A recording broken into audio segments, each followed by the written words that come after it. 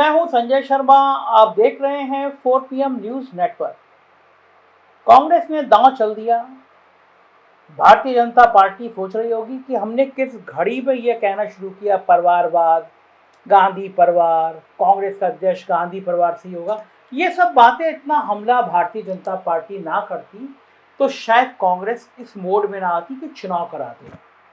और चुनाव हुआ, चुनाव में मुकाबला हुआ, शशि थरूर हार गए, लेकिन एक मैसेज दे दिया, भाई कांग्रेस में चुनाव होता है और लोकतंत्र में चुनाव होना चाहिए। ये उससे बड़ा मैसेज, और उससे भी बड़ा मैसेज कि भारतीय जनता पार्टी चुनाव कराती नहीं है। खड़गे के अध्यक्ष बनने के बाद हमले लगातार तेज हुए कि भाई भारतीय जनता पार्टी तो अपना अध्यक्ष का चुनाव ही नहीं कराती, बल्कि अध्यक्ष की भी उतनी इज्जत नहीं करती।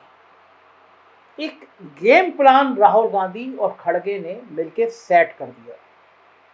कम से कम 10 दिन तो सारा गोदी मीडिया के चैनल भी मजबूर हो गए थे कि ये अध्यक्ष बन रहा है, वो अध्यक्ष बन रहा है, गहलोत आ गए, गहलोत चलेगा। टीवी पर कुछ चल ही नहीं रहा था। जो 10 दिन की टीआरपी कहते हैं ना, गोदी मीडिया को भी मजबूर हो गए थे कि भी कांग्रेस को दिखाना है। और यही कांग्रेस का गेम प्लान था। खड़गे के अध्यक्ष बनते ही जेपी नड्डा का एक वीडियो वायरल हो रहा है सुबह से। वीडियो में नरेंद्र मोदी, अमित शाह और जेपी नड्डा जा रहे हैं। साथ साथ होते जेपी नड्डा, लेकिन जब शाह देखते हैं कि नड्डा उनके साहेब के साथ चलने लगे, साहेब के बराबर आ गए, तो नड्डा जी को अमित शाह पीछे कर देते हैं। अमित शाह हनुमान है मोदी जी के, मतलब वो मोदी जी के इर्द गिर्द कोई आ ना जाए। जहां पे अमित शाह है वहां कोई दूसरा नहीं आ सकता, तो जेपी नड्डा को पीछे कर देते हैं हाथ से। अब इस वीडियो को सुबह से कांग्रेस की सोशल मीडिया टीम बड़े सफाई के साथ चला रही है। ट्विटर पे, व्हाट्सएप पे हजारों लाखों मैसेज इस वीडियो के वायरल किए जा रहे हैं, जिसमें जेपी नड्डा को पीछे किया जा रहा है। मैं बात शुरू करूं, छोटा सा वीडियो देखिए किस तरह जेपी नड्डा को किनारे कर दे रहे हैं अमित शाह।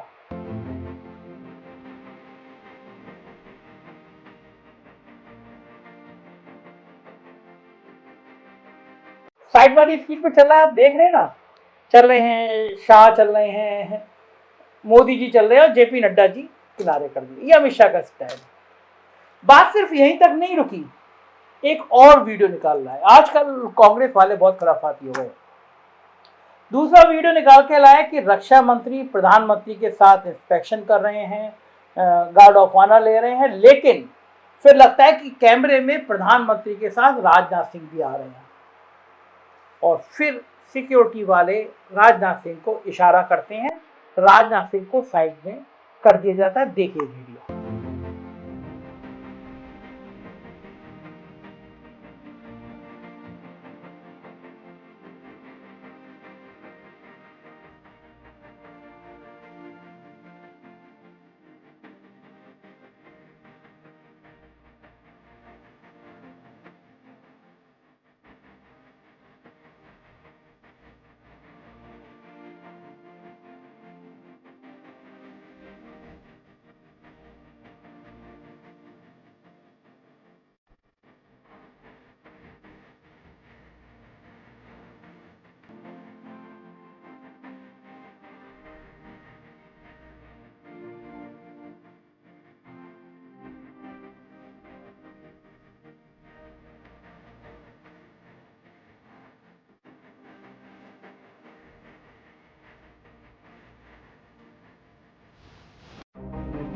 अब देखिए, खड़गे अध्यक्ष बने और सुबह से ये वीडियो जेपी नड्डा की बेइज्जती और राजनाथ सिंह की बेइज्जती।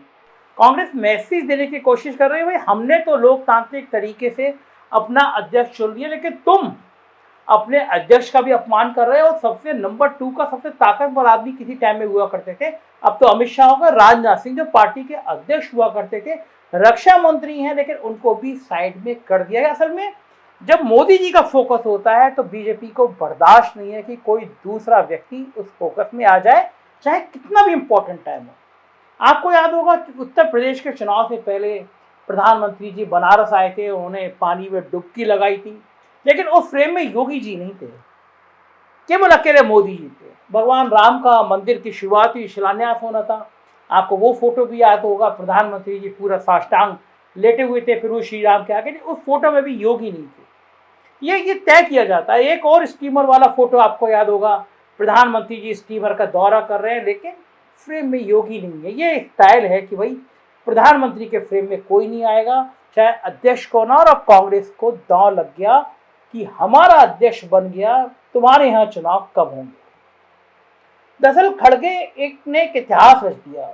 वो डी संजय भैया और बाबू जगजीवन राम के बाद कांग्रेस अध्यक्ष बनने वाले तीसरे दलित नेता हैं, और उनके साथ ही 24 साल बाद कांग्रेस की सदारत गांधी परिवार के बाहर गई है। नॉन गांधी कोई बना है अध्यक्ष। उससे पहले ओबीसी नेता सीताराम केसरी कांग्रेस के अध्यक्ष बने थे। चचा केसरी के नाम से मशहूर सीताराम केसरी की चर्चा इसलिए भी आज महत्वपूर्ण हो जाती है क्योंकि ये चचा केसरी ही थे जिनके हिमालयन ब्लंडर ने दिल्ली के तख्त पर भारतीय जनता पार्टी के पहुंचने का रास्ता साफ किया था। अगर चचा केसरी ने पहले देवगौड़ा और फिर गुजरात सरकार की लगाम नहीं खींची होती तो यकीन मानिए अटल बिहारी वाजपेयी का प्रधानमंत्री पद तक पहुंचना असंभवतः नहीं बनती। खैर ये सब तो पुराने इतिहास की बातें हैं। वर्तमान में अटल बिहारी वाजपेयी जी की भारतीय जनता पार्टी की कमान उनसे राजधर्म की नसीहत पा चुके नरेंद्र मोदी जी के हाथ में है, और मोदी के सामने काशी राम की डूबती विरासत पर नजर गड़ाकर मोदी को चुनौती पेश करने की जिम्मेदारी मल्लिकार्जुन खड़गे पर आ पड़ी है। मल्लिकार्जुन खड़गे ऐसे दौर में विरासत के दावेदार बनकर सामने आए हैं जब उनके सामने पार्टी के पूर्व अध्यक्ष राहुल गांधी की भारत जोड़ो यात्रा ने दक्षिण भारत में मोदी फैक्टर को बिल्कुल अजनबी जैसा बना दिया है। लग ही नहीं रहा कोई मोदी फैक्टर है भी यहाँ पे। आपने खड़गे के इलाके में भारत जोड़ो यात्रा में उमड़ी भीड़ देखी होगी, सिर नहीं गिन पा रहा था आदमी। मैं यकीन के साथ कह सकता हूं कि देश में कहीं भी इतनी बड़ी स्वतःस्फूर्त भीड़ जयप्रकाश नारायण और जॉर्ज फर्नांडिस जैसे भीड़ खींचने वाले नेताओं ने भी जुटाई नहीं होगी। राहुल गांधी ने भारत जोड़ो यात्रा में कमाल करके दिखा दिया। अद्भुत नजारे हैं। एक किस्सा सुनाता हूं मैं आपको। आज दिलीप कुमार साहब अपनी बहुचर्चित फिल्म लीडर की शूटिंग कर रहे थे। आप में से बहुत सारे लोगों ने वो लीडर पिक्चर देखी होगी, ऐतिहासिक पिक्चर। उनका किरदार लीडर नेता का था, नेता बने थे, लीडर बने थे। लेकिन दिलीप साहब तो दिलीप साहब ठहरे, बिल्कुल किरदार में डूब जाते थे वो। उन्होंने अपने किरदार जैसे लीडर का हाव भाव, उसके बोलने की कला, उसकी भीड़ को सम्मोहित करने की क्षमता, इन सबको समझने के लिए एक नायाब तरीका निकाला।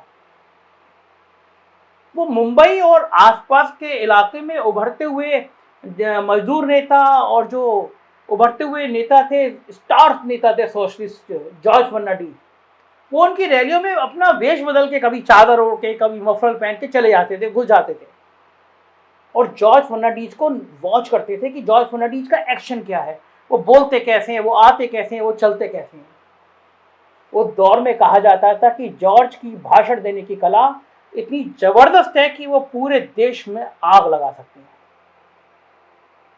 वो मजदूरों, स्टूडेंट्स, नौकरी पेशा, इन सबके हीरो हुआ करते थे जॉर्ज। उनके बारे में यहां तक कहा जाता था कि पूरे देश में जहां जॉर्ज की सभा हो जाती थी वहां अगले 4-5 महीने तक प्रधानमंत्री और मुख्यमंत्री भी सभा करने से बचते थे, क्योंकि लोग भीड़ की तुलना करने लगते थे जॉर्ज फर्नांडिस से। शायद इसलिए दिलीप साहब ने अपने किरदार में जान डालने के लिए जॉर्ज फर्नांडिस की सभा को वॉच करना शुरू किया। इसके बाद उन्होंने अपने इस किरदार को हर फिल्म में बखूबी निभाया भी, इस फिल्म में खास तौर से। लेकिन मजेदार बात यह कि आज ना तो मोदी शाह जॉर्ज जैसा शानदार भाषण दे सकते हैं। मोदी जी देते हैं, बहुत लच्छेदार बातें करते हैं, लेकिन अब लोग ऊमने लगे हैं। और ना ही राहुल गांधी और खड़गे भी जॉर्ज फर्नांडिस जैसा जबरदस्त भाषण दे पाते हैं। फिर भी यदि राहुल की बेलारी की सभा ने रिकॉर्ड बनाया है तो इससे आप अंदाजा लगा सकते हैं कि सरकार की नीतियों और उसके कामकाज के तरीकों के प्रति आम जनता में कितना गुस्सा कूट कूट कर भर चुका है। और इस गुस्से के बीच में यदि खड़गे का दलित कार्ड सामने आया है तो इसका सीधा मतलब है कि अब खड़गे के सामने मोदी खुद को पिछड़ा, नीची जाति का, चाय वाला, इस तरह के जुमलों के सहारे सियासत कर नहीं पाएंगे। खड़गे का महत्व इसलिए भी बढ़ जाता है क्योंकि अब काशीराम की विरासत मायावती की अदूरदर्शिता के कारण ढहने के कगार पर है। रामविलास पासवान का देहांत हो चुका है और इन सबसे बढ़कर भारतीय जनता पार्टी के रामनाथ कोविंद कार्ड की म्याद पूरे हुए 3 महीने बीत चुके हैं। मतलब दलित राजनीति का मैदान खाली पड़ा है और इस मैदान पर सबसे पहले किसी ने कब्जा जमाने की कोशिश की है तो वो कांग्रेस पार्टी है। उसकी कोशिशें इसलिए भी परवान चढ़ती दिख रही है क्योंकि मोदी के पिछड़ा कार्ड को नीतीश ने विभाजित कर दिया है। नीतीश ने एक तरफ तो जाति जनगणना का कार्ड खेल दिया है, जबकि दूसरी तरफ मुलायम सिंह यादव और लालू यादव की विरासत को बेहद मजबूती से अपने साथ लामबंद कर लिया है।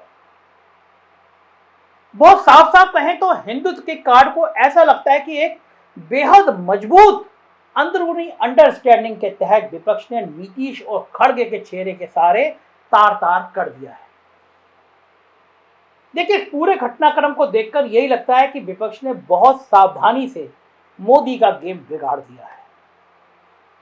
बंगाल को दीदी और दादा ममता बनर्जी और सौरभ गांगुली के हवाले छोड़ा जा रहा है, तो यूपी, बिहार, झारखंड को नीतीश के चेहरे पर अखिलेश, तेजस्वी, जयंत और हेमंत सोरेन के जिम्मे छोड़ा जा रहा है।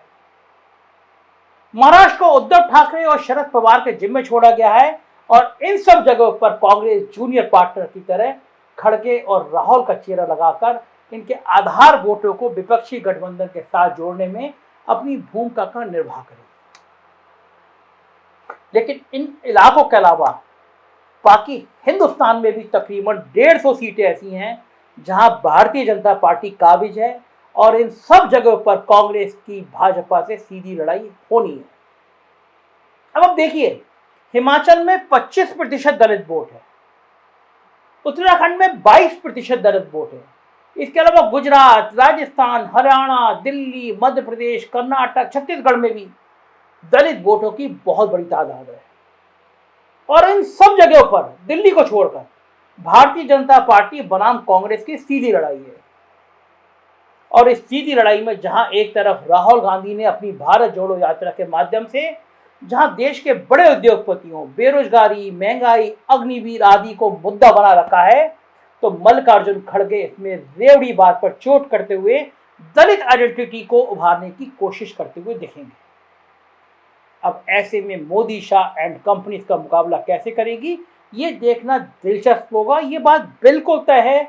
2024 से पहले हमको लगता था कि नीतीश का कार्ड ही बहुत ज़्यादा भारी पड़ गया, लेकिन राहुल और खड़गे की जोड़ी ने पूरा गणित बिगाड़ दिया है। 2024 अब आसान नहीं है मोदी और शाह के लिए। निगाह रखेगी हम, 4 PM की निगाह रहेगी। और ये चैनल ऐसा है जो गोदी मीडिया नहीं है, इसलिए इसको देखते रहिए, सब्सक्राइब करिए, दोस्तों से कहिए। राजनीति की असली खबरें देखनी हो तो 4 PM सब्सक्राइब करें, उत्तर प्रदेश की खबरें देखनी हो तो 4 PM यूपी और बिहार की खबरें देखनी हो तो 4 PM बिहार सब्सक्राइब करिए। शुक्रिया इस प्यार के लिए, धन्यवाद।